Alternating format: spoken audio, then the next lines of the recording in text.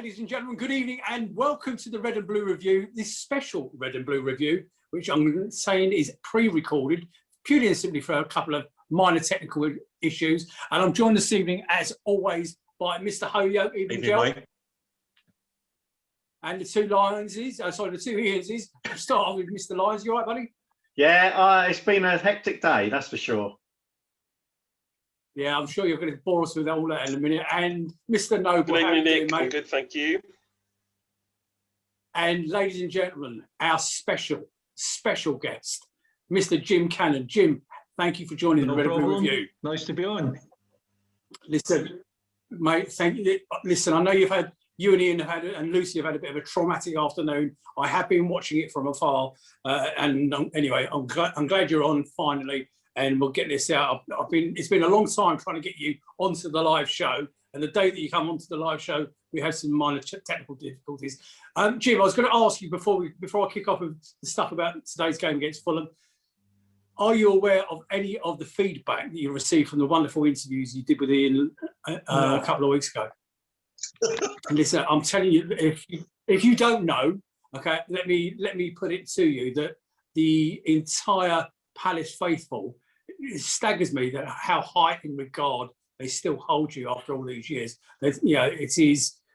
I don't think there is, and I'm not blowing smoke here, okay? I think it's fair to say that you are held in the top echelons of all previous Palace players. It's very nice to be told that. I know that there's a lot of people like me. I also know there's probably a lot that don't, but probably a lot that don't know me anymore. So, but yeah, no, that's nice. It's always nice to get that sort of feedback. So we're going to spend the evening talking to our special guest, of course, but we're also going to do what we normally do and crack on with a little bit of a review on today's board draw at Selhurst Park against Fulham. But before we get into that, my name is Nick Philpott. As you can see, I'm joined by these terrific gentlemen, and we will be discussing that. You can always listen to us on YouTube anytime. You can watch or play us back on Alexa. Go wherever you get your podcast from, or simply go to our website, redandbluereview.co.uk. Ladies and gentlemen, we are the Red and Blue Review. Let's have a conversation. We are the only podcast you can watch. So today's game at Selhurst Park, I called it a toothless Palace lack of spark, was what I called it. Palace were accused of committing a robbery against rivals Brighton last Monday when Christian Benteke sealed a late smash and grab victory with only their second effort on target. The Eagles almost enjoyed another slice of luck here today when Andros Townsend's teasing cross was flicked towards his own goal by Anderson, and Areola was alert to the danger and cleared it. This was the closest Roy Hodgson's side got to get on the score sheet all day. Benteke restored to the starting lineup, which I want to come to in a minute, boys, the starting lineup, after his late winner against Brighton at the Amex on Monday night. Right, the boys, the lineups then. I do want to go through this because there's a couple of questions I have for any of you to answer. Guaita, Ward, Kouate, Cahill, Van Aanholt in for Mitchell, Townsend, Milivojevic, Riedewald, Eze, Ayew, and Benteke. Now, a lot of tonight's discussion is going to be, of course, about the manager and has he come to the end of his tenure. Jim, from a professional footballer's perspective, straight question. You score a world-class goal. You're brought into the club to score goals. Matata, I'm talking about. He's been brought in to score goals. He plays against Brighton. He scores a wonderful goal, technically gifted goal. Okay, we go on to win the game as a smash and grab, and then you get dropped. What's in the manager's mindset to drop a player after scoring for doing what he's paid for on Monday night?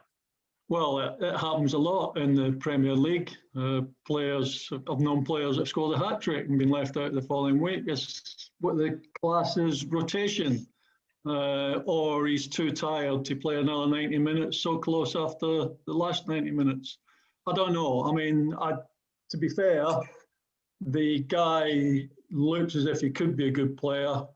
But if I was Roy, I would have gone with Benteke before him today. I think he probably at the moment gives us a little bit more. I think he'll need the rest of this season to catch up with the trials and tribulations of the Premier League. Although he scored a really good goal, I don't think in the couple of times I've seen him that he's done a lot more. So maybe that was the reason. But you'd have to ask Roy why he's leaving players out like that. I mean, I can understand the fans getting frustrated because they see a guy that's been bought for, or going to be bought for 18 million, I suppose, when it all goes through, scoring a goal, and you think, give him another chance. But would he play Benteke and him up front together? I mean, he does like his 4-4-2. I mean, he plays it a lot, but maybe he just doesn't think the guy's up to speed yet. And what I've seen of him, he's not. Interesting, because I was going to ask you, Ian, I'm coming to you right now, mate. I was going to ask you a similar sort of question. Could Jim just alluded to the fact that it could have been Benteke and Matata up top. I actually had in my mind dropping Ayew, because I don't think Ayew did an awful lot the other day. He ran a lot, but he didn't do an awful lot. Benteke and Matata, what would your preferred option be? I think one of the things you've got to think about as well is the number of games we've got coming up. You know, they're coming thick and fast at the moment in the Premier League. We've got Man United at home on Wednesday, Spurs at the weekend. So, you know, he's going to mix it up a bit if he can. And because we've got so many players out, he's probably not mixing it up as much as he would like, to be fair. I mean, I think Kleiny might have started today instead of Ward, for example. Had he been fit, he wasn't, so Ward gets to start again.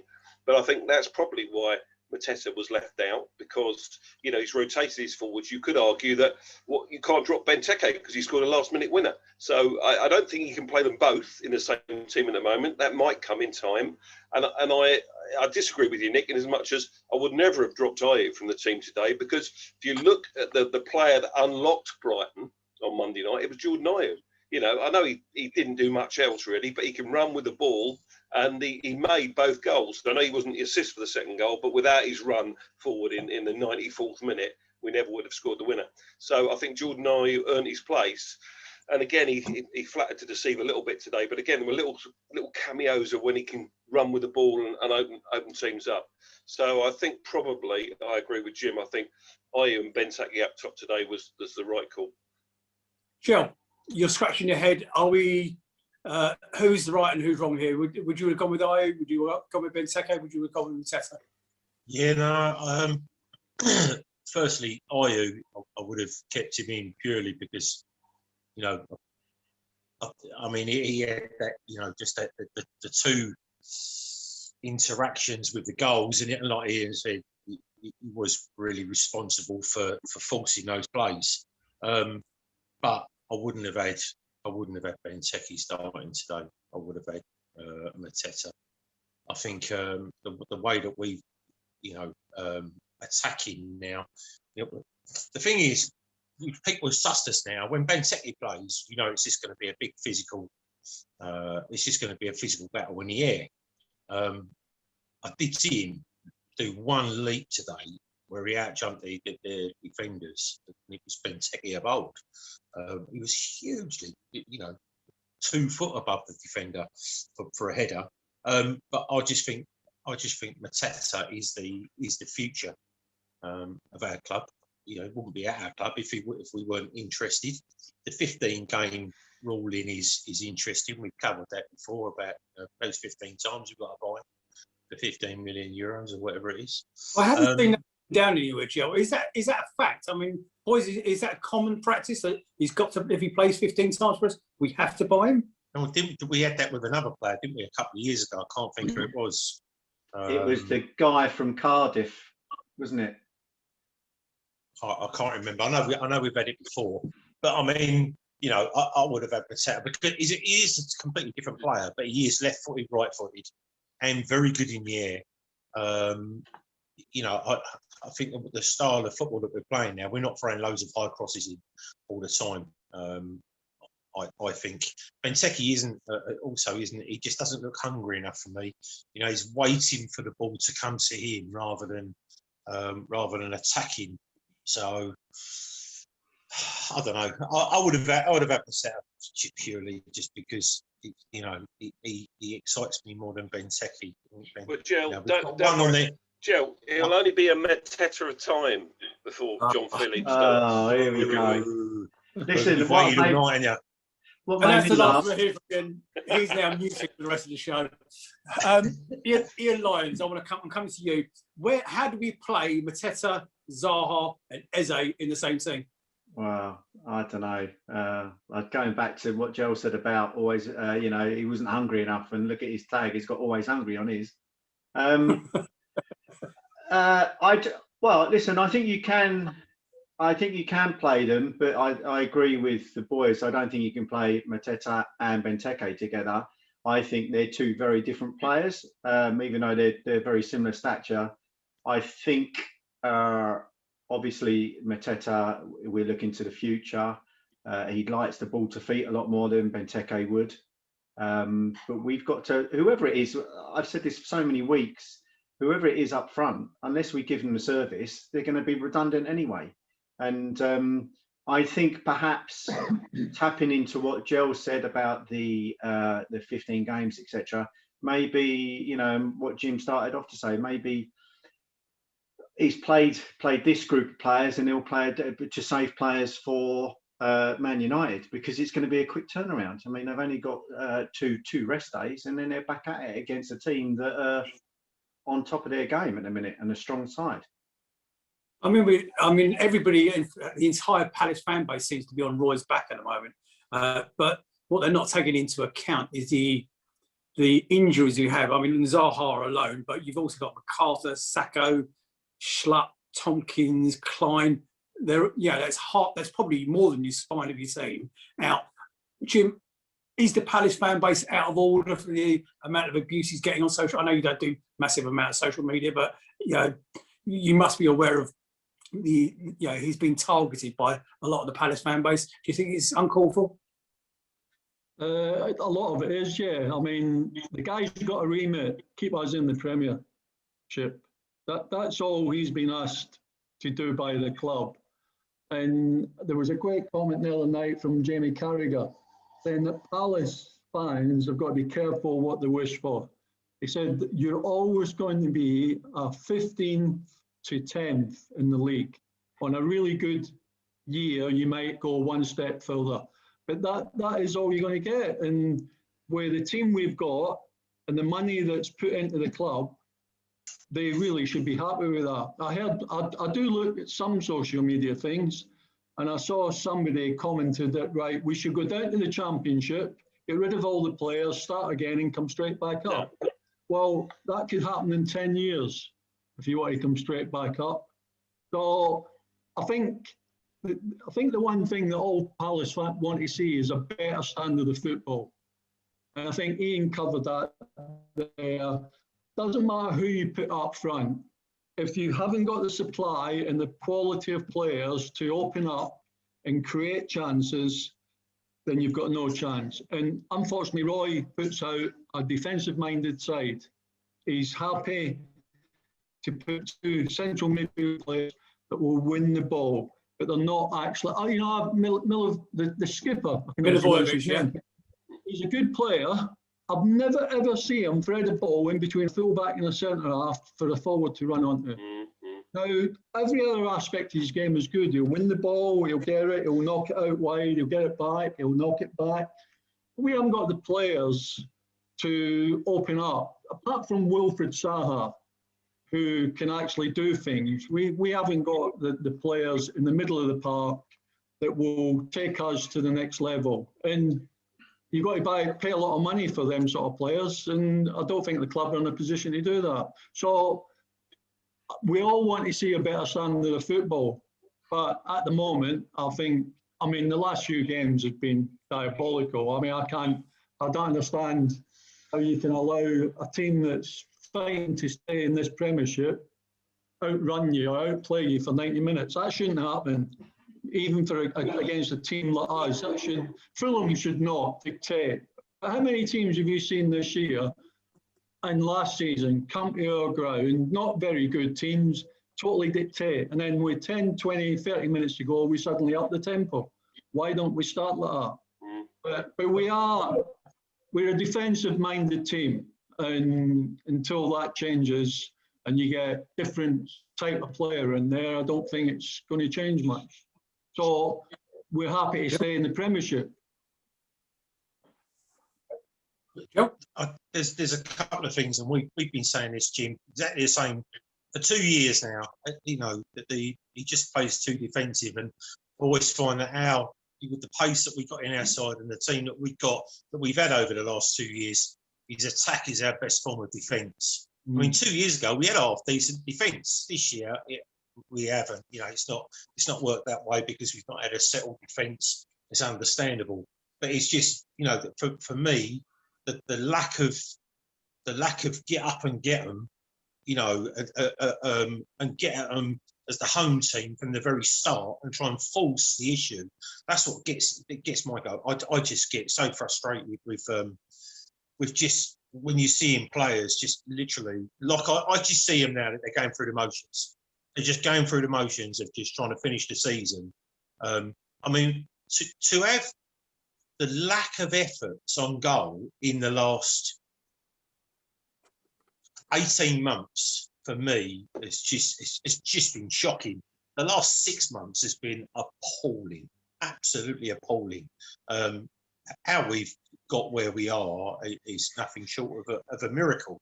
And I know that's what Parish wants every year. He wants the miracle of just staying up, 150 million quid and a bit of sponsorship.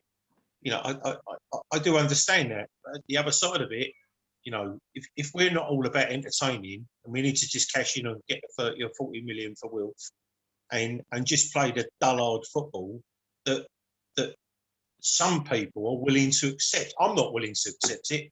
I've now, you know, if he's there next year, I ain't watching. I know it sounds a terrible thing to say. I ain't watching that. It's too frustrating for me. Do you know what? These boys will tell you, I'm so highly strung when it comes to Palace. I haven't jumped up. My cat hasn't run out of my front room in this season. And he usually, as soon as Palace get on the telly, he hides upstairs because I'm screaming and shouting. I don't scream and shout anymore. I've just lost. But not even in the 95th minute on Monday night. No, because I was laughing, Ian. I was belly laughing. Seriously, that we should be nicked for that game. We literally robbed them. I can't believe they've not made a bigger, you know, it literally is a crime scene. I can't believe and as Jim has alluded to, we are getting played off the park by average teams. And the stats say that we're better than them because we're higher in a division than them. Whether or not we finish higher in a division at the end of the season is a completely different matter. But, you know, we shouldn't be, Brighton should not be having 70%. I don't know what, I got the ump and went out in the garden and carried on working today after 85. I couldn't be bothered to just watch the last few minutes. But I mean, what were the stats today for the possession? I've got them here. Well, it's okay. Embarrassing. Well, it was slightly better than Monday night. Okay, so we had 40% possession today. Fulham 60. We had 3 shots. Do I remember 3 shots? Anyway, we had 3 shots, none on target. Fulham had 16 and 4 on target. And the corner count was 3-1 in their favour. So, you know, that for me is embarrassing because, yeah, I know they've got a lot to play for. They're in the bottom 3 and they're trying to fight for their lives and all the rest of it. And they're improving and they've had 6 or 7 away games where they're undefeated or something. They're a decent team. They're much better than their league position suggests. And what they've done is they've added players in, haven't they, since they started the season, and they've improved slowly. But that said, we shouldn't be playing a team in the bottom 3 at home and letting them bring the game to us in the way that we did today. And that's what was frustrating. Even at 0-0 on 85 minutes, that's when I think we had our corner on about the 85th minute, something like that. And we did get a header on it. I think it was when Benteke did rise and he got his head on it. But do you know what? We need to go and win the game then. Like Jim alluded to before about the fact we used to sit back, let teams play us off the park, and then up the tempo in the last 20 minutes. We've even stopped doing that.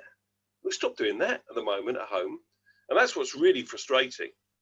Do you not think, though, that is because Roy sticks with his favourites?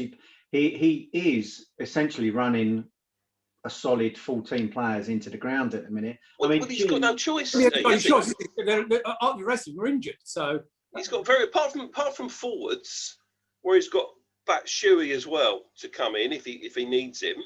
you know, he's got very little choice. I mean, McCarthy came off the bench today, and he's played very little football in the last month or two.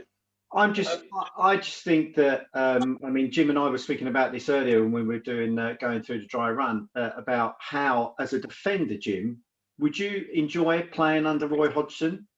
Because you'd be doing 3 times the amount of work you would be doing under any other. I was going to say, you're going to get battered. You're going to get battered. Yeah. Well, you'd have a lot of work, wouldn't you? You're going to have a good 90 minutes, aren't you? So, but I mean, it's, you know, we talk about sort of we're not. I mean, sometimes I just think that we go out with the same system week in, week out, but we play the same way. I mean, I've never seen. I could count maybe once or twice over the last few seasons watching them. How many times a fullback knocks a ball into the channel for a forward to run onto? Where you're turning teams. Every way we play is into people's feet. Unless it's a real quick break. But I mean, you imagine we get the ball from the goalkeeper. Their back four is on the halfway line. They're not on their 18-yard box. But we do things so slow. It's pass it in there, get it back, pass it there. Sometimes I just like to say the fullback, not try to hit him, they hit it in the space over the fullback, run onto it. Now that's where your problem is. Benteke will not run. I mean, I've slagged that guy off, not because of his ability, but because in Spirone's every home game, when he was playing year before last, I just never understand a player that can go on the park and doesn't want to run about. Now, but sometimes you've got to make them run. You've got to knock the ball into that channel and say, go for it. If he don't go for it, then it even looks worse than what he's doing because people will go, oh, he's a lazy sod. But the system we play is just too methodical. It's like it's into midfield, back to the full back, across to the centre half. It's all slow. By the time it all happens, they're all behind the ball.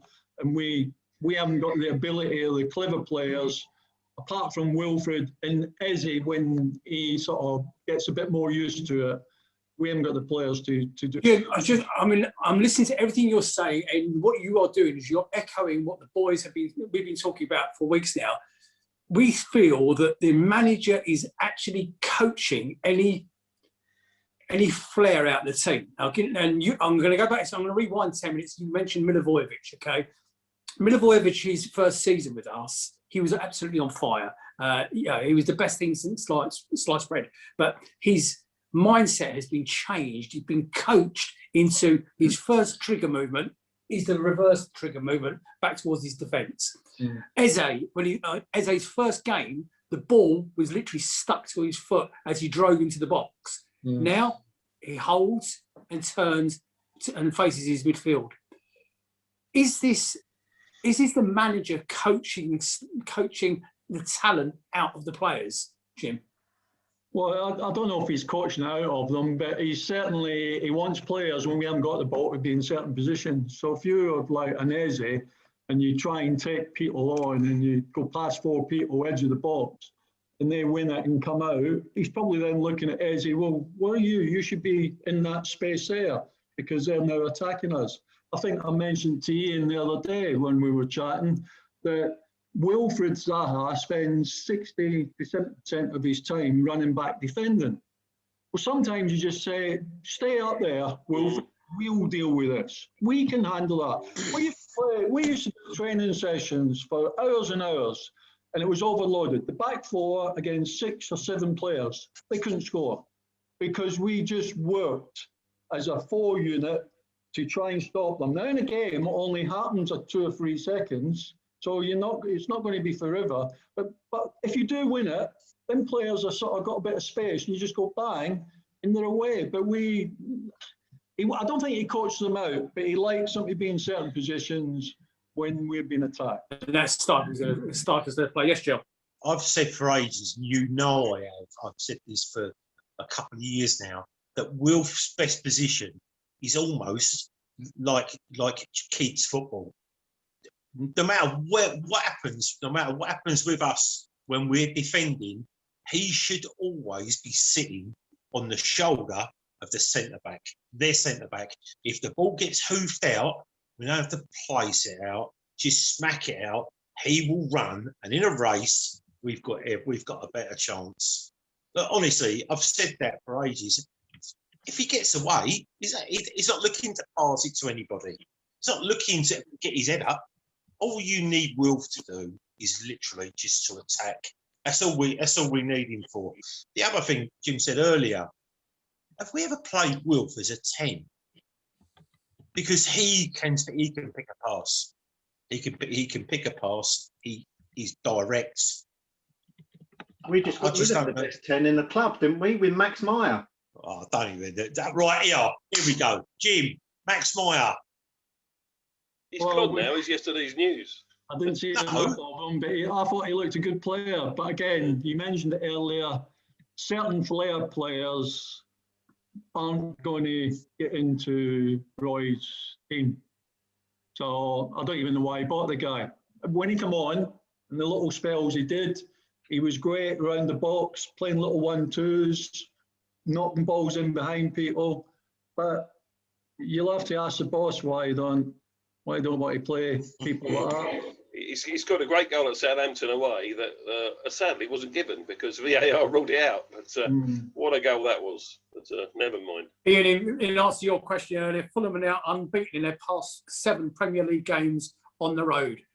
They have won 1 and drawn 6. Their longest such run without a defeat, away defeat from home in the competition. There was another one I saw. I'll come back to some more stats later on. Anybody got anything decent? I'm going to be brutally honest with you all. I didn't see the game because I was working. So was all 4 of you pick out a highlight if you can of today's game? Ian Lyons. Full time. I mean, it was a bore fest. Although to be fair, at half time, when it went back to the studio, they did actually put the trailer on for the new Line of Duty. I was just about to say that, eh? I was just about to say that. That's what they were talking about. Were you going to say that's because it was a criminal performance on the pitch as well? Because it was woeful. And do you know what? Actually, the best thing about the halftime chat is something we'll probably talk about later. Is the future of the club, because they can all see we're at a massive crossroads. But as far as the game's concerned, I thought there was a lot of huff and puff. It was like the Alamo at times, but we came through it. We got a point, but it's just the same old turgid stuff, And touching on what each of you has said earlier about transitioning between the thirds and all this sort of stuff, is that how many times when we get the ball in defensive midfield and Luca and everything else, or Ayew especially, the amount of times he passes the ball out to wide, but it's behind the player. The player's ahead of where he's put the pass. And if there's one thing that De Boer actually said, and which I would back him to the hilt with, you've got to, the pass actually dictates the football. You put it in front of someone to encourage someone to move forward onto it. And too many times, we can't even do that in a minute. How many times we've seen in these last 4 or 5 games, if not more, that we get a throw in on the edge of their penalty area and it goes back to the keeper? Why? It's madness. There's no movement. It's just they're frightened. They're frightened to be out of position, and therefore that's why Brighton, no matter how funny or hilarious it was, they've created 65 chances in the last 3 games. I don't think we've created 65 chances this season.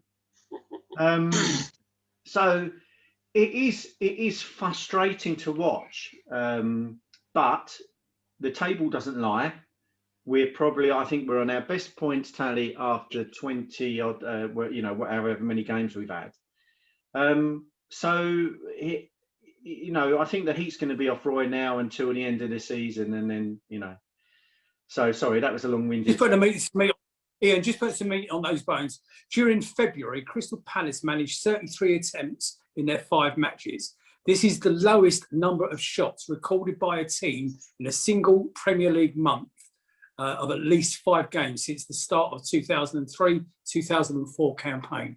Wow. I mean, to me, the word, and I'm coming to you next, Ian Noble, for a positive on today's game. It's dirty. It's just Good luck. dirty. I don't want Can I any just more. say something? Can I butt Go in? for it. Yeah. Stats mean nothing. Benteke proved that the other night. One chance, one goal. That's the only stat that counts at the end Well of the said, day. Jim. Well said. The Yeah. only stat that counts. Miracles do happen. Well said. Yeah. Nobly. I think that I think the player that did all right for me today, and he got a couple of crosses in, was Andros. I thought Andros did okay. I thought he worked hard. Always works very hard, doesn't he? Down the right flank today. But you know, to get battered and still get a point, especially with Fulham's record away from home recently, you've got to respect that point still, even though it's at home, 0-0 against a team in the bottom three. You've got, Joe, you've got to respect that point. What about the style of football, Ian? Well, yeah, I mean, we've talked about that already, and it's not pretty. It really isn't pretty. But I would rather be sitting in 13th place after 26 games with 33 points than where Brighton or Newcastle are, quite frankly. But you're saying that. You're saying that, and we have had this conversation, especially in the last month. We've all said it at separate times. If there were fans in the stadium, Yes, he would be gone. well, I don't know about that, but he would be gone. he would be feeling really quite uncomfortable because the fans wouldn't stand for it. They would make their voices known. You know, But that's what I'm saying. It's Right, easy to ignore social media. I'm leading you all into a particular direction, and none of you have got that yet. Jill, give me a positive, please, from today's game. Okay, I will do. Right on the bench, and now we have been going mad because we haven't filled the bench, and what we've been saying, and we've all said it. Put the kids on there, and people went, you can't take the kids out there because because they're in a different bubble. Well, I don't think so. We've loaned out players that have gone into the other bubbles. But today, I mean, we all knew that he was there. Just he probably had his, still had his pajamas on underneath that, and he was never going to play. But it was good to see Hanam on the bench. Well, on the bench as such, but good to see him. One of our youngsters. Involved in the team, which is what we've been screaming for. Yes. But they don't need to be involved at Selhurst Park. Just the odd game. They need to be involved for the whole season. Going to Old Trafford in that intimidating atmosphere, even though it is empty, it's still, they're cavernous places. And it will give it. They will go to Man United and Liverpool and City, where there's crowds of 50, 60,000, and go, I fancy this. I really fancy this. I would love to be out there now. And if you don't give them that chance, you give them nothing to aim at, apart from an under-23 game down at Coper's Cope or wherever. It's just, again, they'll just go through the motions. But give kids a chance. And we've seen what they can do. We've literally seen what they can do.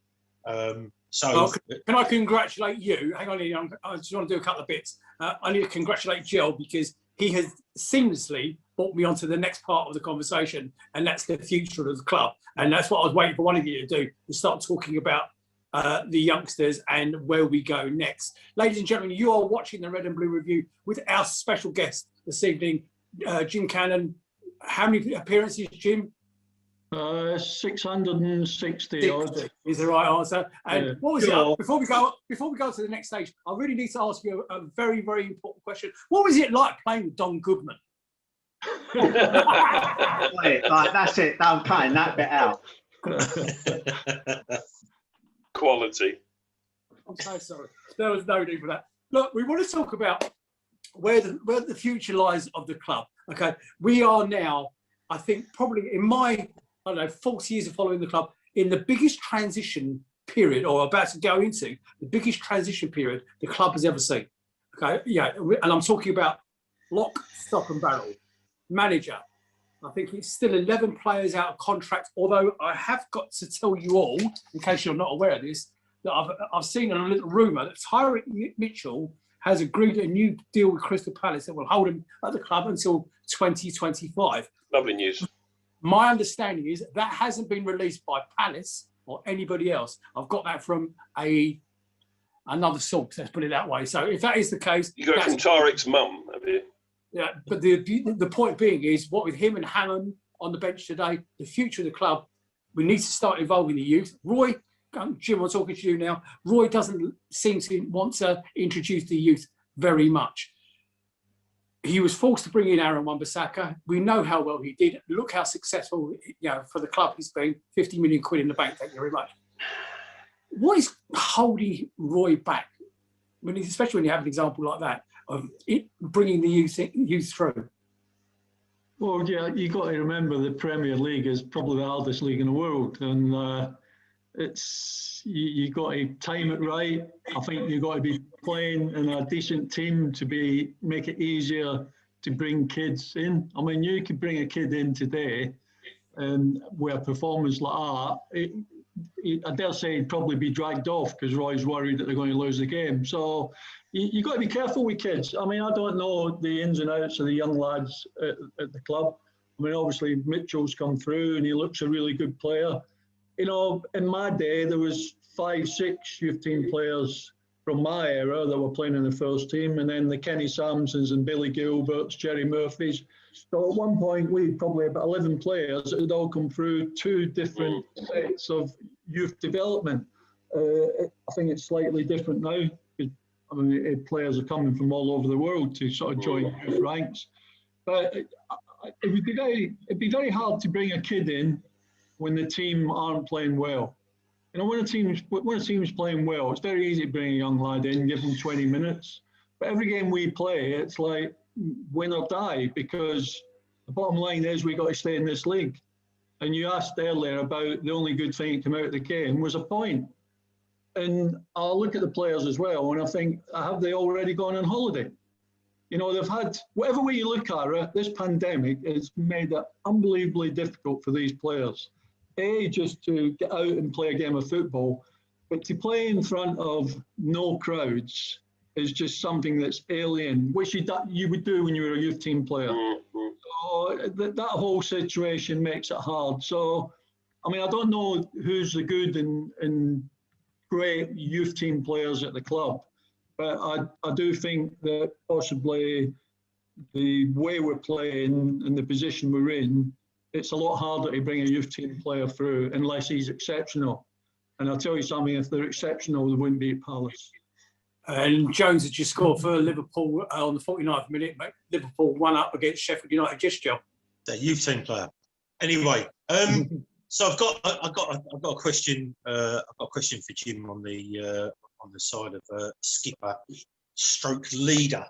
I think the consensus is, Jim, that for a little while now we haven't had a Jedinak or a Derry or a Thomas on the pitch to lead from the heart as such. Is that something that you've noticed, or is it just the fans noticing a lack of I'm not going to say a lack of commitment, but a little bit of a lack of visible leadership? Well, the one thing that I noticed watching football today, and at Palace, but a lot of clubs, is that a player headers the ball out and the player next to him fist bumps him, high fives him. And I look at that and I think, well, you only headed it 10 yards. I'd be off now because you haven't headed it 30 yards. So, I don't know. It's a different game today. It's almost like I watched that Van Arne. He's a really good attacking midfield player, but I've seen him do some horrendous things defending, and nobody says a word to him. They go up and they sort of like clap him on the back. We do. We'd be screaming. I'd be screaming at that player. Ladies and gentlemen, I think we've got a new member of the Red and Blue Review panel, because you're going to fit right in amongst us, mate. I'm telling you. So here's a question, Jim. Why do you think that the players are not screaming at him for making that kind of error that's basic? I don't. To tell you the truth, I don't know. I mean, it's. Is it leadership? Is Joe right? Is it leadership? Well, I don't know. I mean, you've got people like Cahill, who's like played at the highest level, a great player. But, sometimes people make mistakes. It almost seems as if everybody wants to put the arm around everybody these days. Now, whether that's, I don't know the reason for that. Maybe that's just the modern game today. You know, like when we were tackling, you'd say, hammer them, everything. But now it's totally different. You know, we're not allowed to do that. But you anyway. get booked, don't you? You're straight in the book if you take a player out. Oh, but I don't see anybody sort of rolling their sleeves up and sort of geeing people up and shouting at them and dragging them from one end of the pitch to the other. It all seems all pally and yeah, great camaraderie. But you want to have camaraderie, but you want to be winning as well. So let me get this. What was that goal? Ian, what was that game where Van Aanholt did that? What I can only describe as an attempt at a half kung fu kick. He was up by the halfway line, and they got him behind him and scored a goal. It was only a few weeks ago. He went to do an interception and got nowhere near it. Newcastle at home, was it? I think it was Newcastle at home. Yeah, it was Newcastle at home. Well done him. And it's just, that's a typical Van Aanholt. You know, as Jim pointed out in the interviews, he's pretty good going forward, but he makes some absolute howlers going. And even today, Jonathan Pearce was commentating, and he made the point that Gary Cahill was having to cover for him too often because he was getting exposed down the left flank. One thing I'd say about Jonathan Pearce, don't take it as that dickhead, because he's still telling us. I quite like him actually, JP. I think he's good. But he still thinks the ultras are down in the left-hand corner. Yes, I know he does. Yeah, he made that mistake. Absolute cock. Absolute. So, say what you really think. Okay, so youth. We're still talking about youth. So, Jim, you're not very familiar with any of the players coming through, I guess, no? Not really.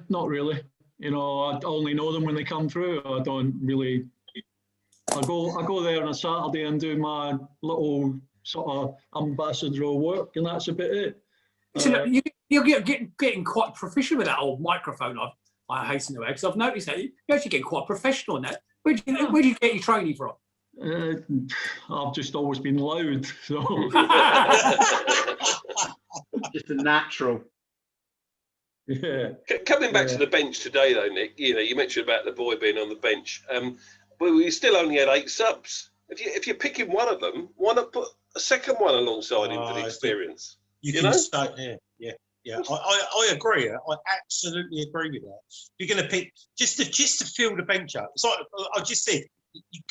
You cannot be experienced. You can't be it. It's the more times that you take those kids along into an away game environment, even if you are not going to play them, right? You are giving them invaluable experience. You are taking stage fright out of the equation because instead of looking up and going, Christ, the size of this place, or they're now going, I fancy it. And then next year, if they're getting closer to the first team, they remember how big that pitch was. They remember certain parts of it. You know, I'm a massive advocate of having the younger players around. I know with COVID, it has been difficult to do that to a certain point.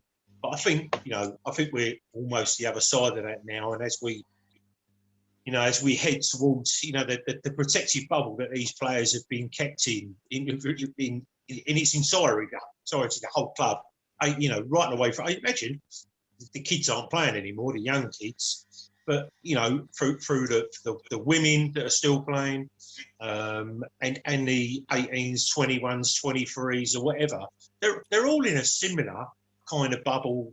They're all training. I'm sure they're all training at Coatless Cope. It can't just be the first team training and no one else is allowed on the grounds. It's just about social distancing. So, but I'm just, they should be around. I just very quickly, mate of mine owns Craig Wanderers and sold a player. He went to Aldershot. Aldershot have always had a massive affinity with Chelsea pre-season. And we went down there to watch Ammo play. And the amount of kids that Chelsea have got, but what they do is they take players out of the first team and stick them in a training game. And back in them days, obviously they're not trying to injure everybody, but, if you're trying to get the ball off, or you're just up against a centre forward who's scoring goals for fun in the top league, and all of a sudden you're a defender, you get the chance to prove yourself against, instead of just another under 18, 21, 23, you're up against the first team striker. Benteke should be playing in these games, you know, not just to try and get fit. I don't know. It's very frustrating for me. Football's changed beyond what I used to love about the game. It's very, Well, very frustrating. this is your last season anyway, so I won't worry about it now.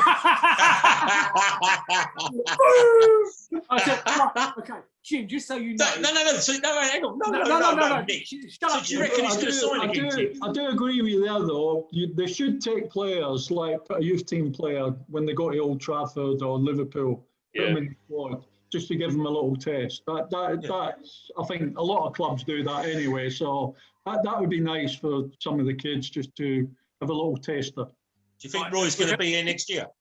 Ian, Yes. I'm just coming to you now. Jim, just so you know, you've heard of the HF, you know, the Homesdale Ultras, okay? Well, we collectively are the Ultras, right? You are fitted in right well. Perfect. Bang on, Ian Lyons. Yeah, I mean, because we're talking about the kids and everything else, and I agree with Joe in regards to the only people that benefit from the likes of Benteke, Connor Wickham playing for our under 23s are the opposition, right? So because they're the ones playing up against the experienced players, not us.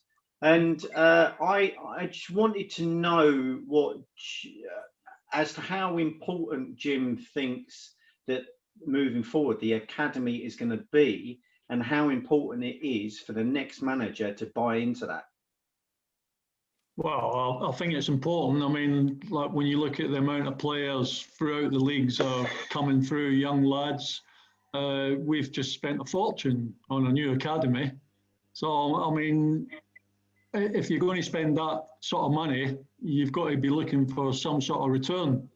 So I think it's important that we find, and you've got to be a Premiership club to find and attract the best young kids in the country. And like the comments are here, well, let's go into the Championship and start again. It won't work. We are an established Premiership club, and whether we finish sort of, as long as we finish above the bottom three in sense, we need to keep and get and attract good young players. And the only way you'll do that if you're really playing in the Premiership. And it's important for these kids. I mean, a lot of these kids now get the chance to go to half a dozen clubs, and facilities will be a big factor in big draw. What big they're draw. offered. And so we've got apparently one of the best set of facilities going now for academy football.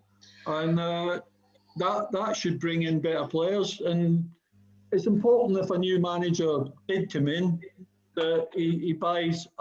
A lot of managers do, especially at our level, because we can't go really out and spend sort of 50, 60 million on players. Well, we never do. But so it's more important then that your academy and your youth structure is top notch, in the hope that, I mean, you can have 20 players in an academy, you might get one or two that will come through. That's how the system works. And that's an important part of a club like Crystal Palace and the position we're in.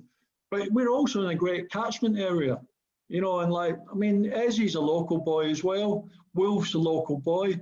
You know, it's important that we can attract these kids from our local area, and to have the facilities we've got, I think can only help.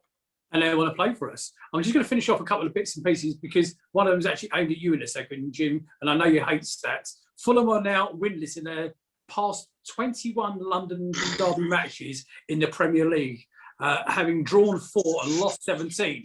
Listen to this one, boys.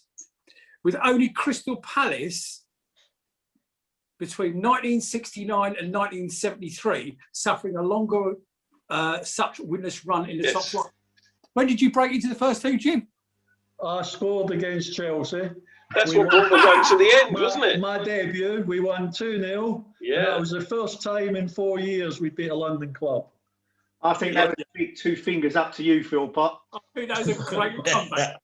31st of March, 73. There you go. Very good. I'm only pulling his leg. So up next for Palace, we've got a rearranged fixture this Wednesday night against Man United at home on 8:15 in the evening. Strange kick-off time. We're way up to 3 o'clock on Saturday, boys. Anyway, then away at Spurs on Sunday, the 7th of March, at 7:15 in the evening. Then we've got a long break after we play Everton away on the 3rd of April. I think we've got 3 weeks off without a game. So I think we may have a break as well, boys, I think. And so we are now up to 13th on 33 points, as Ian's already alluded to.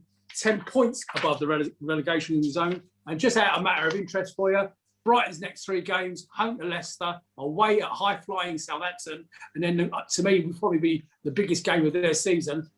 They're at home to Newcastle, sitting next to them in the Premier League. Ian, those are winnable games. I don't know. Have you got it upside down if you're saying Southampton are flying high? Because I think a few months ago. They've lost 9 games in a row or something. Right, we're going to change tack a little bit. We're going to spend some time with our very special guest. But before I do that, Ian Noble, you asked me to ask you about the big match revisited. Well, you see, today's game wasn't the first Palace game I watched on TV this weekend, Jim. Yesterday morning, did you happen to catch the big match revisited? I saw something on Facebook. Against Man City. It was against Man City, yeah. ITV4. Now, the great thing about watching this game for me is that I was supporting the club back in 1979. Of course I was. But I don't think I was at the game because I was probably playing in those days. But I didn't know the score. I couldn't remember the score. So I sat there and watched it as if it was live, except it was just the highlights. And you were playing. You had a great game. You did a couple of things of note for me in that game, if I could just point them out to you. You had a little run where you got through with the ball and you kept running and you passed it and you kept going. And you were playing centre-back with a number 5 on your back, but you ended up on the left wing and crossed it into the middle. Unfortunately, it didn't come to anything. That was in the first half, but it was a great little run. I'd love to see our centre-backs do that. And then for the goal, the second goal, do you remember who scored the goals and what the result was, by the way? Any idea? No, not at all. Okay, well, Walshy got the first one, made it 1-0 at half time. And the second one was scored by Swindles to make it 2-0, final result. But you got on the end of the corner and the keeper saved it, or he got cleared off the line, and then Swindle was bundled in the rebound. But that was a great second goal, and it was a lovely. And Brian Moore, because he was a Bromley chap, and I was a Bromley boy. I played against his son for the school team, Brian Moore. So he was a local celebrity when I was growing up. It was great to hear him commentate again. But it took me back, Jim, and I thought, how appropriate. Here I am on this show with you on Sunday night, and I watched that game on Saturday morning. So well done. You had a great game, mate. Well played. That's very kind of you. Thank you. Thank you. Jim. Yes. We're going to talk about the infrastructure of the club a little bit. Okay. I've got. By the way, I've got lots of questions that some of the viewers have chucked in, but this is off the top of my head. One of Gel's favourite subjects is the stadium itself, namely the stand. And he's maintained that it will never get built in our lifetime. Do you think that stand will ever get built? Or should we move? Would you advocate we move to Crystal Palace Park or something like that? Oh no, I think we should build a stand. I mean, apparently from what I hear, sort of in-house, is it's all to do with Sainsbury's and a strip of land. Yeah. Whether that's true or not, I don't know. But if it is and it's stopping you, then nothing's happening. But at the same time, with the Americans wanting out, do we want to? I mean, apparently it's going to cost £100 million. I mean, Brighton spent 30 million on a new stadium. We're going to pay 100 million for a new stand. But yeah, but look where it is, Jim. yeah. You get locked in. You get locked in as well if you go and watch a game. Yeah, don't we know that? Yeah, exactly. Hey, Jim, you're talking about the building of the stand. Question 15 that I got sent. Jim, you're now in the building trade. Have you quoted Harris for the job? Yeah, I've come out of the building trade a long time ago. It was actually a random question by one of the viewers. That wasn't from me. So you reckon it will get built? Yes, in all I seriousness. think it will, but obviously the pandemic's changed a lot of things going on in this country over the last sort of year and a bit. Everything's on the back foot, I think. Like I mentioned, the Americans, probably Steve's looking for another investor. You know, I know we got 50 million from the sale of Aaron, but you know, they're spending lots of money on wages. I don't know, stats, probably 80% of the money that comes in goes back out on wages. I don't know. But I'd like to think it would get done, built. I think the fans deserve. I mean, that old stand is a great old stand, but I mean, it's past its sell-by date. And the new one that they're showing everybody looks fantastic. So it would be great. And it's more revenue for the club and more revenue. Mind you, it's going to be more corporate. The ordinary fan probably won't be able to afford to go up there. Well, I hope so, because at least they fixed the roof where I sit, because it was leaking for years in Block G. I used to get wet. I'm in row 8, and I used to get wet every week. Well, and they fixed that. If you sit down the front of the old stand, you get soaking wet anyway. You do. First 5 rows. Terrible. Enough, does it? So Jim, have you had to look at the blueprint and put your name on one of the suites yet? No. I'm waiting for something to be named after me, but it'll probably be a burger You know what, bar or something. mate? You just touched on something. A burger One of bar. my questions. It was going to be one of my questions. Yes. Yeah, 660. It's never going to be beaten, is it? Let's be honest. 660 will never be beaten. Unless Wilfred stays for another 5 years, but he'd be too old to. He'd be too old to run up and down the wing then. So. It's got to be the cannon stand, isn't it? Nah. There could be a club 660, and we could be the founding members. Yeah, Well, I like the sound of that. that sounds, yeah, the Very good. 660 club. By the time they built Exclusive club for one person. by the time they built that stand and we introduced the 660 club, we'd all be dead anyway, wouldn't we? Yeah, I know, yeah. Right. Any questions from you boys? I'm going to throw it open to you. I've got a whole list of questions here, boy. Any of you got any questions? Ian Noble. Yeah. I mean, just trying to link a question for you, Jim, going back to the past to the current day. The last 2 games have seen us play back to the wall, where we've really not deserved to get much out of the games, but we managed to salvage something, the win and then the draw today. Were there any games that you remember playing in that were like that for Crystal Palace? And if so, I remember one game that it must have been my second season. It was against, I think it was Blackpool. Malcolm Allison was manager. And on the 90th minute, we were 1-0 up. And in them days, you didn't really have much overtime, but apparently there was 90 seconds and they got 2 corners and beat us 2-1. no. Oh, that's always stuck in my mind because I thought, what did he get 90 seconds from? Because normally in them days, 90 minutes, he just blew the whistle. But that was a bad. We've had loads of games where we sort of you didn't think you were going to win, and suddenly somebody comes up with something brilliant and scores a goal. Because certainly the Brighton game, it had the feeling of almost like an FA Cup tie, a lower league team, that's us, against a top team, Brighton, who had all the possession but couldn't score, and then the lower league team had their moment on the day. And I was just thinking maybe of the Leeds game in the FA Cup, or even the Chelsea game in the FA Cup. Yeah, well, the Leeds.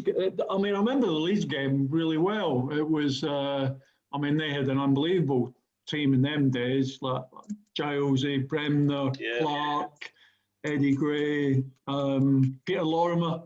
And he, in them days, under Malcolm, we were playing, and it always amazes me, people talk about systems. So that was 1976, and we were playing 3 at the back, 5 across the middle, and 2 up front. Fantastic. And I was left wing back. And in them days, Malcolm just said, just bomb on. And Peter Lorimer stood moaning at the dugout with Don Reevy, why number 3 was playing as a left winger. And Don Reevy just kept saying, well, you'll have to keep chasing them. Just go. And they hadn't a clue how to deal with it. But that was David and Goliath. I mean, obviously, we probably went there thinking we weren't. I don't know. we were quite confident. I think Malcolm made everybody feel quite confident. Yeah, But sure. it was, I mean, that was probably a real turn up. You know, we were a third division side then, so it Yeah. was probably never expected. But I remember going to Sunderland. They'd played something like 24 games at home, won 23. I mean, they were a good side in them days. This is the sixth round game, yeah? Yeah, The and quarterfinal. it was a windy day. I always remember the train bringing all the fans up to Roker Park broke down. That's right. So the fans didn't get in until sort of 20 minutes into the game. Well, it was a really windy day, and we never get out our 18-yard box for 45 minutes. And then we survived that. Second half, we played quite well, wind behind us.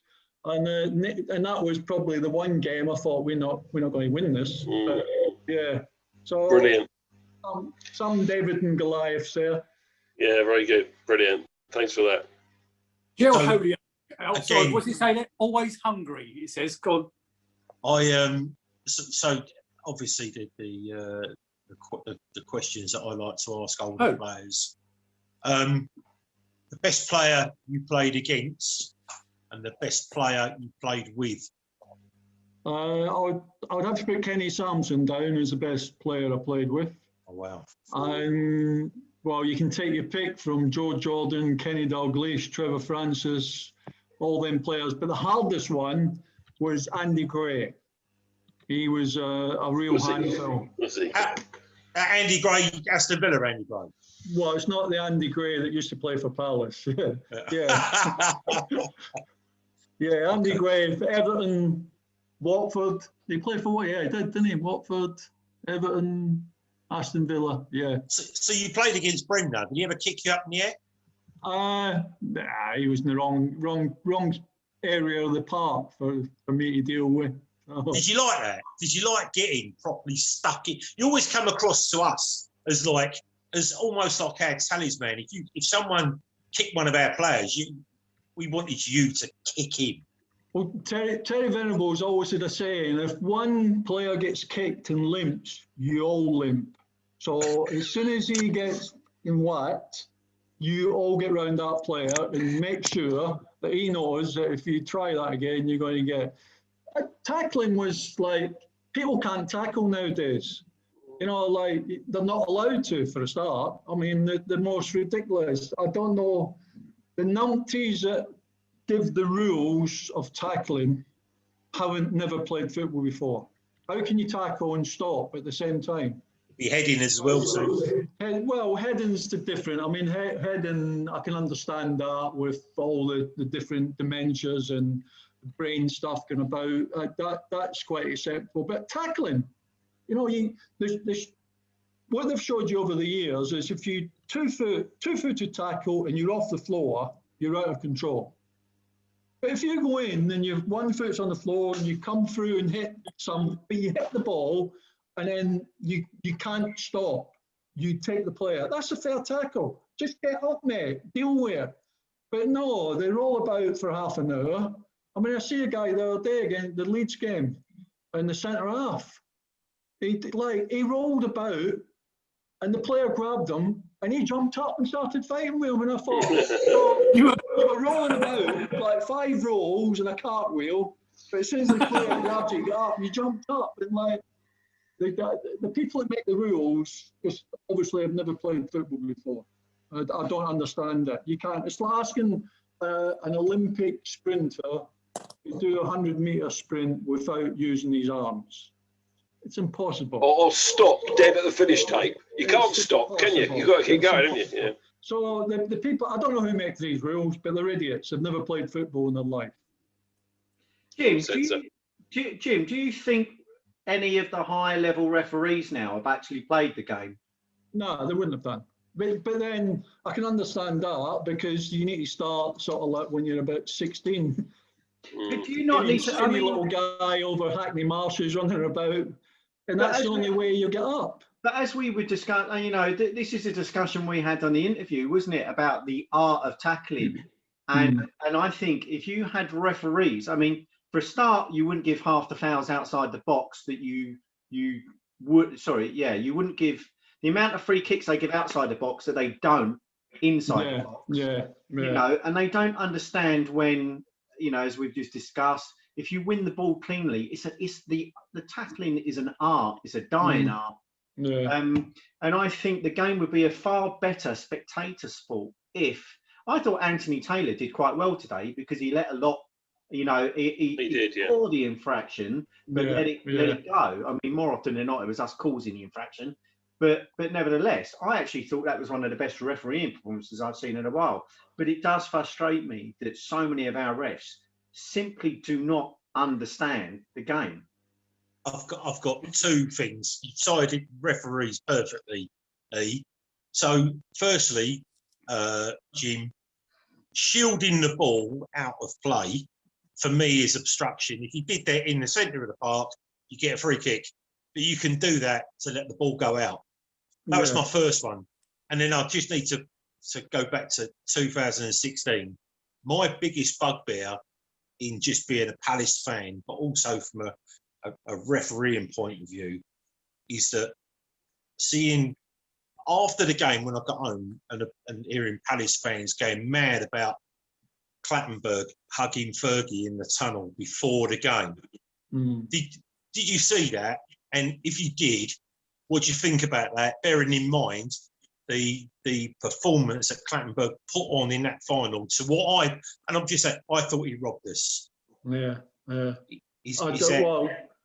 didn't see. I obviously heard about it. Yeah, there's.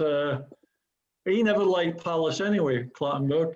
You know, I don't think hugging Fergie had anything to do with that. I think he just didn't like Crystal Palace because I've seen him do some terrible decisions against us and let other things go in the same match time and time again at Palace. So, but I remember that game, and like there was one instant, and I think it was Joel Ward that got brought down just over the halfway line when there was nobody else between him and the goal, and he gave a free kick. I don't even know what he gave, but no, the guy is dodgy man. Well, the worst decision was not playing the advantage for Connor Wickham. That was the worst thing, wasn't it, really? You know, I mean, he just should have played on. Anyway, history now, mate. Yeah, it is history. Yeah. You, Jim. Jim, back to you. Okay, what are your thoughts on the current Scottish lineup? We're talking rugby or football? No, football. Don't talk about rugby. Well, we've definitely improved.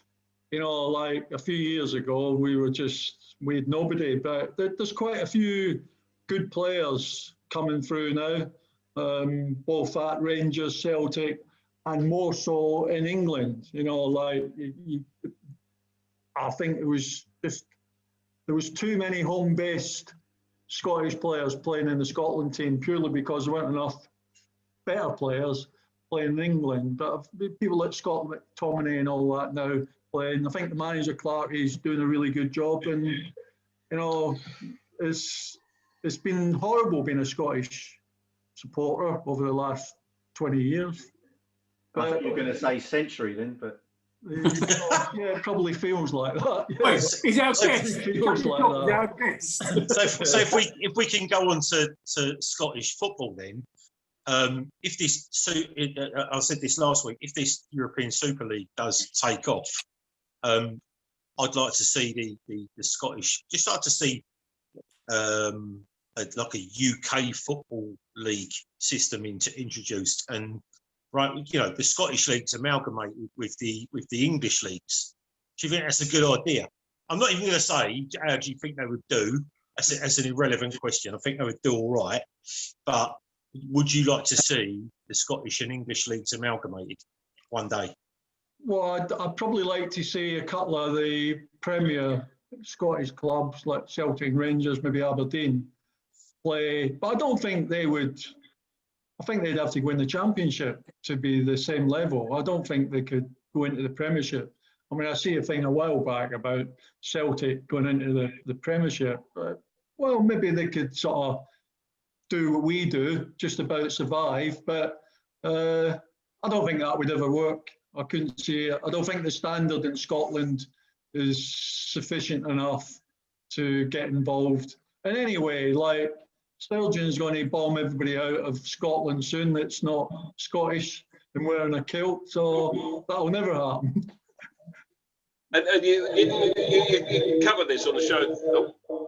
Covered this on the show the other week with Kieran Maguire, didn't you? I think with if there's a change to the English League format, 14 clubs or something have got to vote in favour, and you're not going to vote in favour of Celtic or Rangers joining the Premier League if you're Crystal Palace or Fulham or Brighton, because it's like Turkey's voting for Christmas, isn't it? You know, they're not going to vote in favour of that because otherwise it's their place that's missing. You know, so it's a nice idea, but I don't think it'll happen. Right, I'm going to fire some of these off you at random. They're not in any particular order. They're just as they come. Okay. During your time at the club, who was the best and who was the worst manager you worked under? Best was Terry Venables. I knew you were going to say that. And the worst, I don't know. I suppose he was a good coach, but I don't think he was a good manager. Dario Gradi. No, I knew you were going to say that. Hardest opponent you ever played against? Don Goodman, maybe? No. Probably Andy Gray. Yeah. Our Andy Gray you're talking about? No, Andy Gray from Aston Villa. I've done that one. Everton. Watford. Come on, keep up.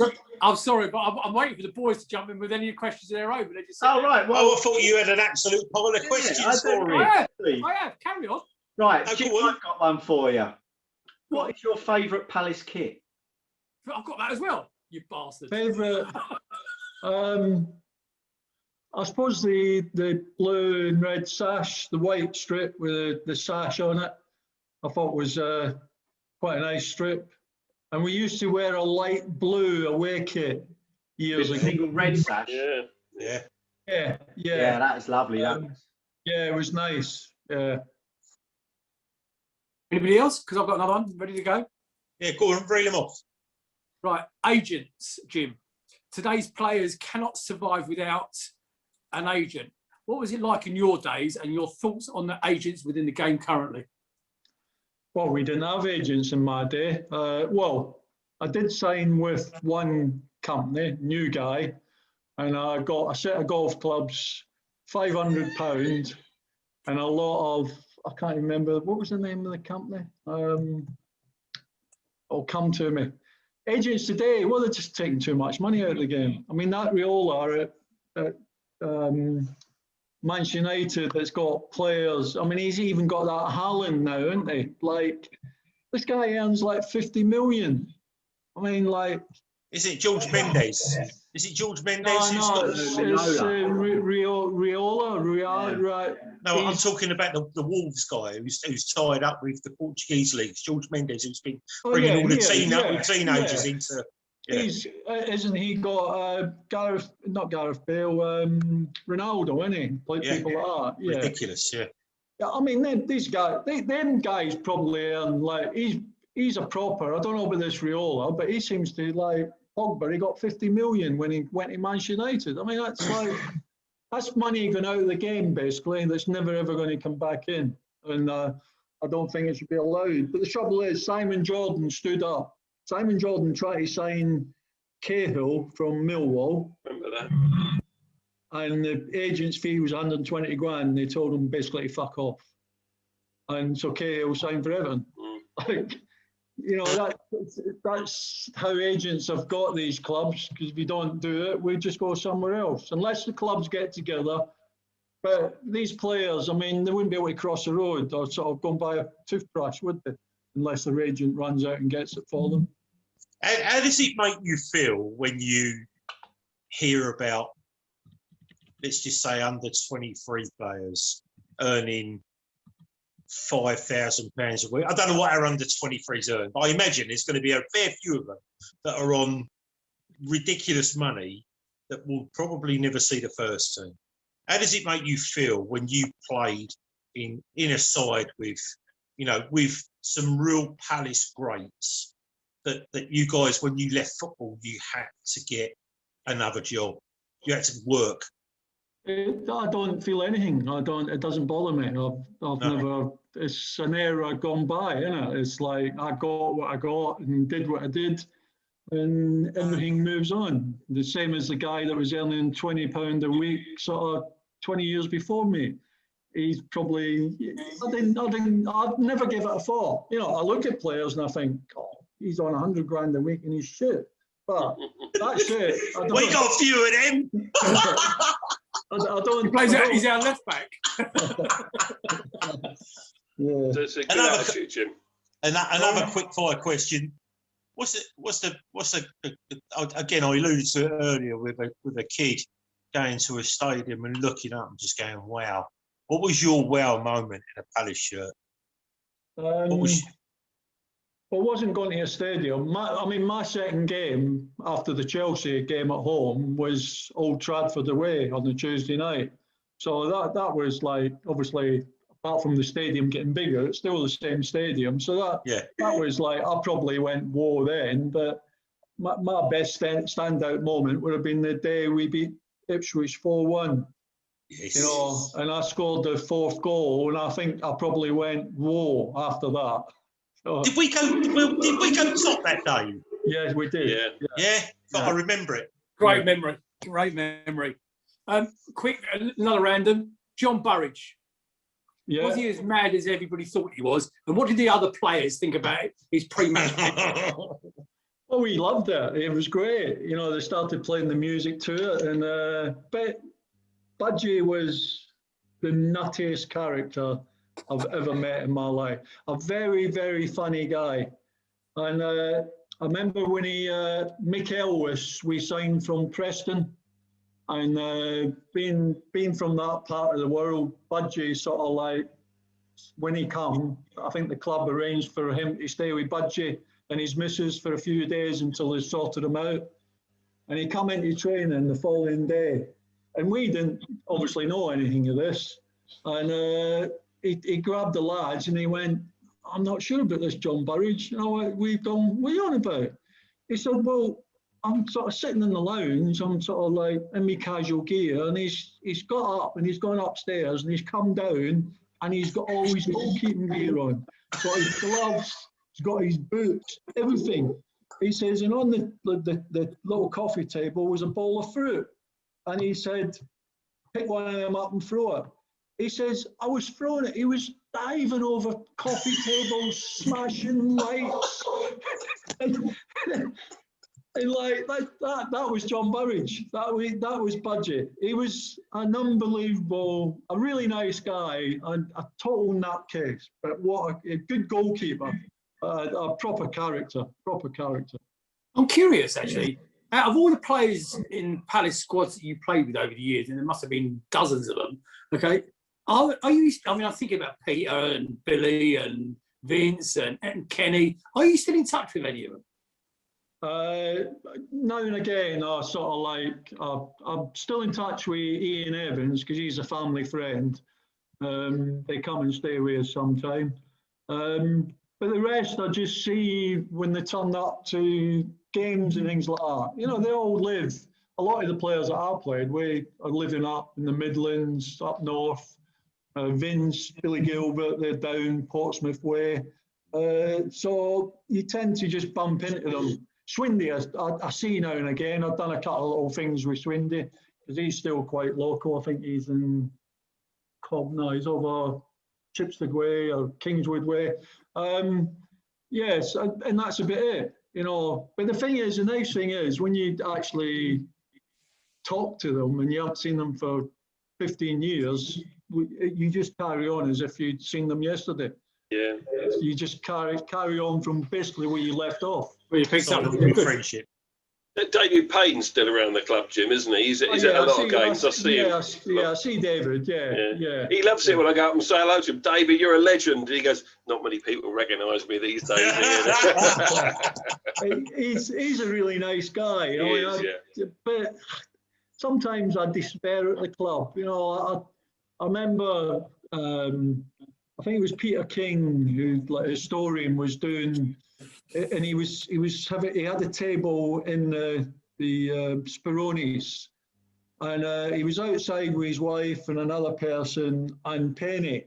And Peter said, "Oh, I'm in Spironis today." And I went, "Oh, great." So he says, "Right, I better go in." So he went off and Penny was, and I went, "What about Penny?" He went, "Oh, well, they'd only give me sort of 3 places." And I said to Penny, "Come with me." So I took him in. I asked one of the waiters to get another chair because it was just it was a table for 3 people, but obviously it was a 4 table. Yeah. And I put him down there and I said, "Penny, just carry on." And he went, "Oh, I can't believe that." But that's our club. You know, shame, isn't it? they've asked me before, like in my job in Spironis is obviously, they like to get ex-players there. And they've said to me before about getting players there. And I said, "Well, yeah." I said, "But these players, you know, a lot of these players played in my era. So they're not millionaires, you know, like they're either working or they live far away." I said, "Yeah, give them 200 quid and the meal for 2 people and like they'll do it." "Oh, we can't afford that."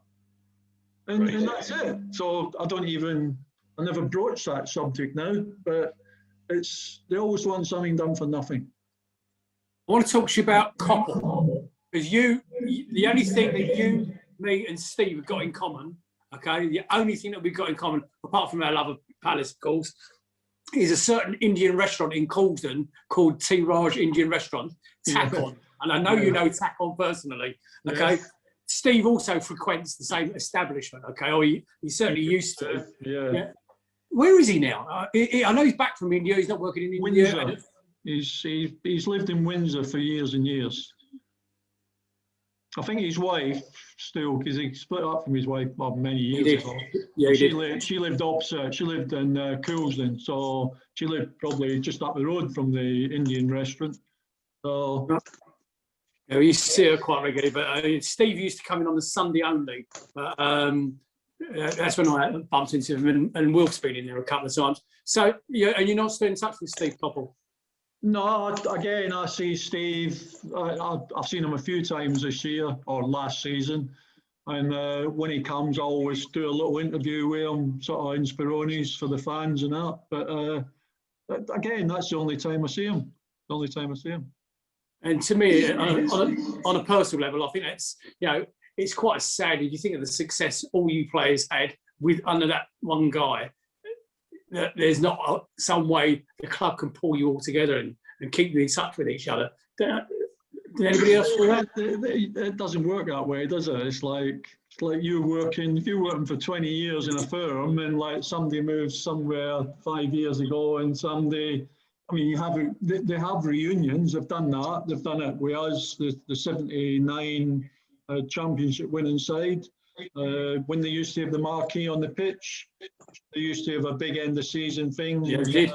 So yeah, they do things. They have special sort of at some game they'll bring the players together again. So, but it's hard, a lot of maybe the generation that he played with after I'd gone are probably still working in football, whether it be sort of doing the same thing as I do, but at another club, or doing sort of analysis for TV work or radio work. So it's very hard to get players all together these days. Very hard. Sure. Got a question. So do you think you could have been a centre back for Palace now in the current climate of professional football under Roy Hodgson? Do you think you with what your skill set, what you had then, do you think you would be any good now? Oh yeah, I could play now. No problem. But see, the difference between me playing then and playing now is I used to always bring the ball. You mentioned it. I used to always bring the ball out. Terry Venables encouraged me to go forward with the ball. So Steve Coppell, he'd only been here about a couple of months, and he actually said to me, "I need to ask you maybe not to go so far up the park because we haven't got the players around you that can look after the space when you go." Yeah, I could play today. I was really good on the ball. I was comfortable. I was right-footed. I was good in the air. Yeah, I would know. Might have a problem tackling, Yeah. He'll be booked every week. You can't tackle from behind, Jim. How many times? You are right about the carrying the ball, because I can only remember Mark Wright when he was at Southampton and then went on to Liverpool. Rio Ferdinand. It's the centre backs of carrying the ball forward now. It's definitely a rare thing. Yeah, and like everybody wants it. Well, apart from teams like Palace, but the better teams, even the goalkeeper's got to be good on the ball. Oh, both of Man City centre backs were in the penalty area yesterday, scoring goals. Yeah, I know. It's quite. And you know what?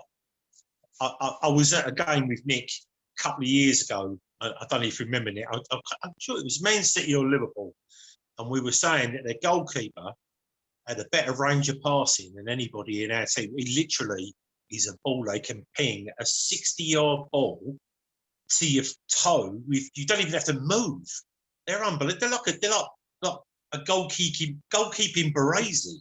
Yeah, that Edison at City. I mean, I think he can just quite easily kick a ball out the ground.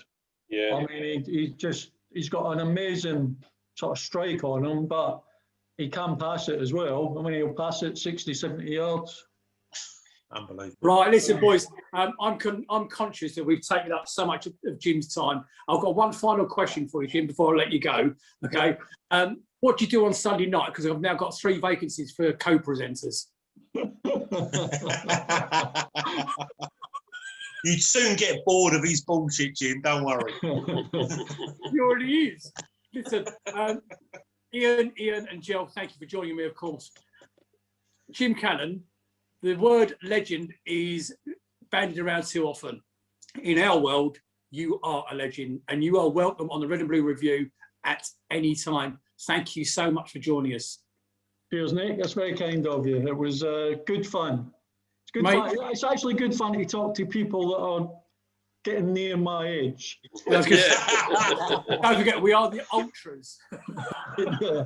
Ladies and gentlemen, my name is Nick Philp. You've been watching the Red and Blue Review with our special guest, Jim Cannon, and the team. Thank you so much once again for joining us.